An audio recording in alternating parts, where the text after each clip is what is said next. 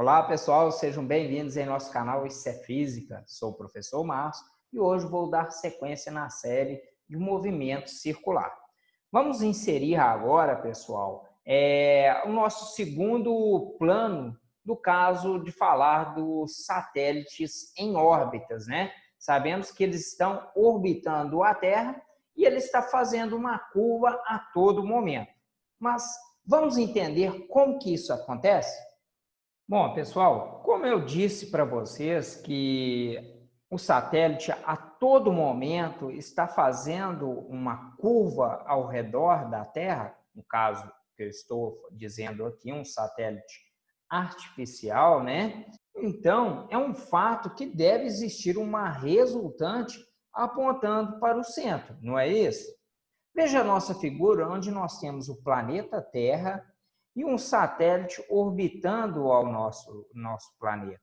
E como é sabido, esse satélite orbita desta forma. E se ele está neste movimento circular, é um fato que deve haver uma força resultante apontando para o centro. Mas, atenção, pessoal, alguém deve fazer o papel dessa força resultante.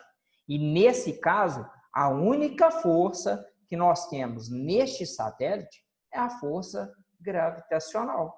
A força gravitacional exercida pela Terra, e esta força gravitacional é uma força de interação entre as suas massas. Ou seja, no caso do satélite, eu posso igualar a força gravitacional com a força centrípeta, uma vez que ela é a resultante que aponta para o centro da trajetória.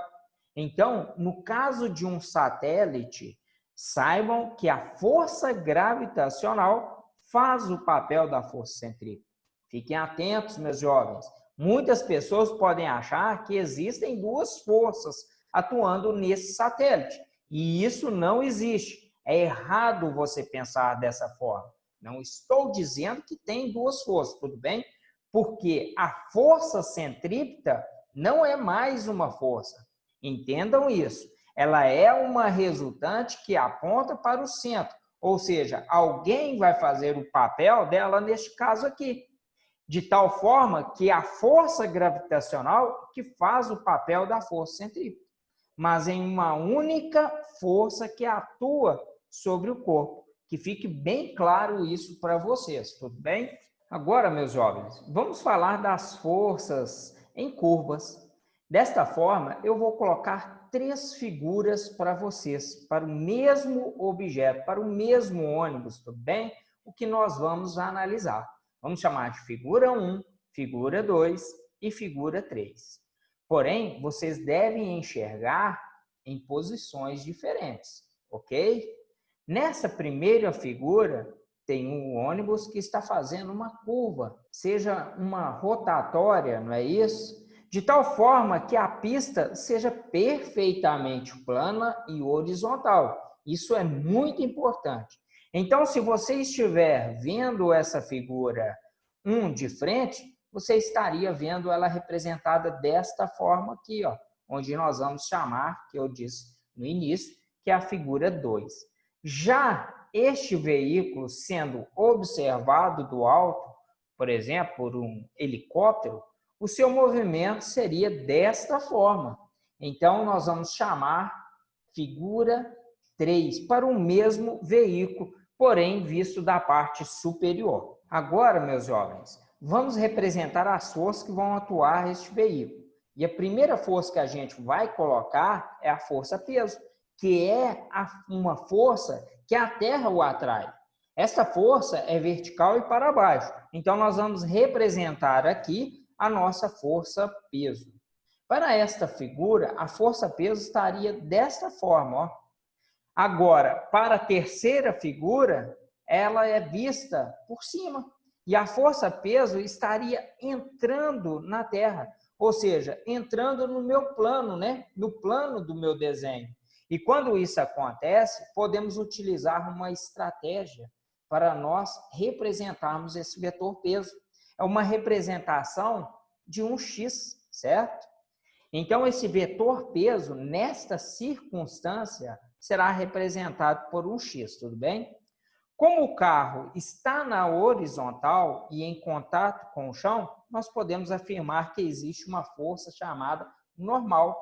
E essa força normal é um conjunto de forças de contato normais com os pneus, vamos dizer assim, mas nós vamos representar apenas por uma força vertical para cima, esse N aqui, ó. Vamos representar desta forma. Para a segunda figura aqui, ó, ela estaria assim, para cima, tudo bem?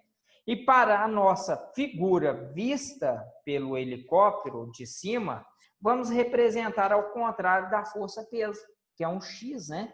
Então, é um fato que ela está o quê? Saindo. E quando isso acontece, na física, a gente representa ela desta forma, ó. Isso representa a força normal, um pingo, ok?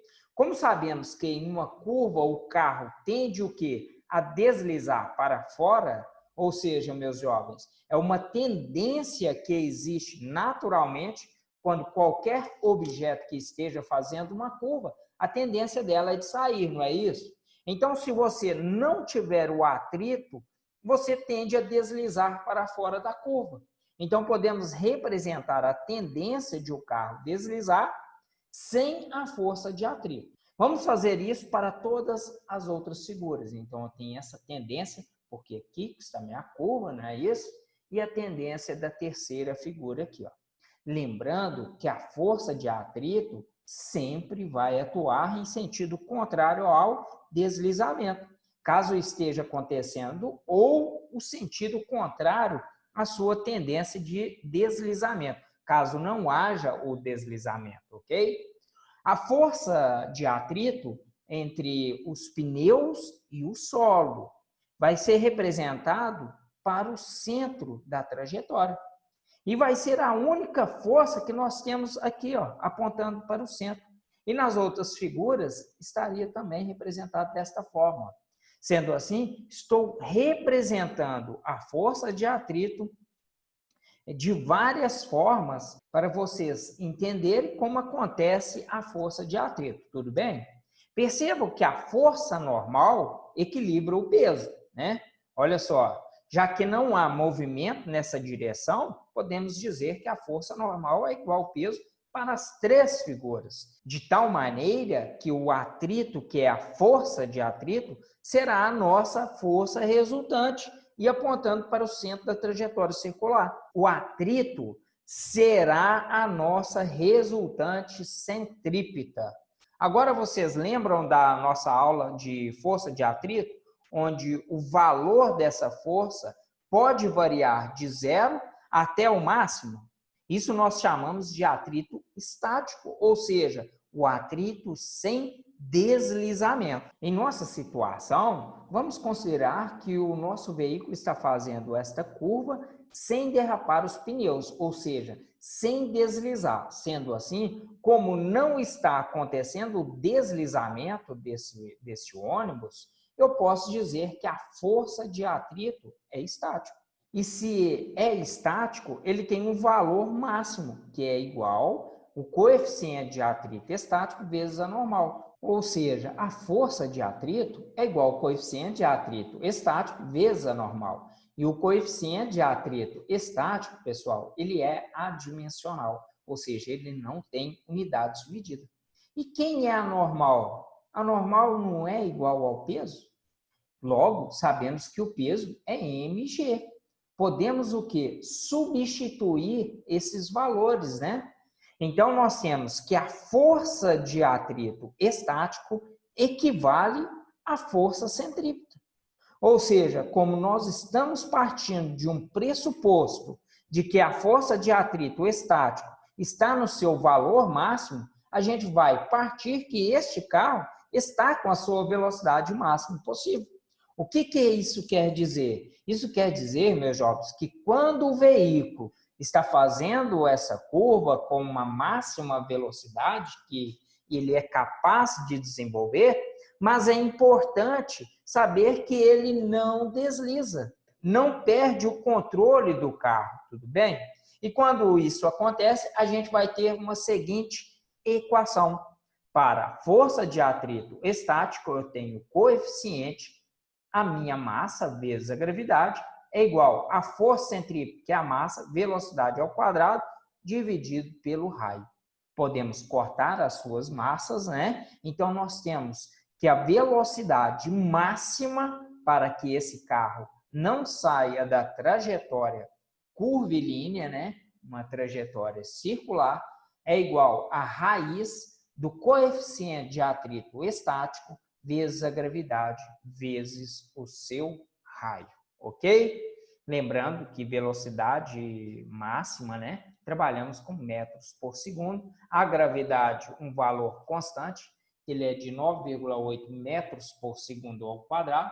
Muitas vezes pode ter um arredondamento, que é de 10 metros por segundo. Então, fiquem atentos durante os seus exercícios, de tal forma que o raio é dado em metros. Então, pessoal, estão gostando da aula? Muito interessante, né? Um grande abraço e até a nossa próxima aula.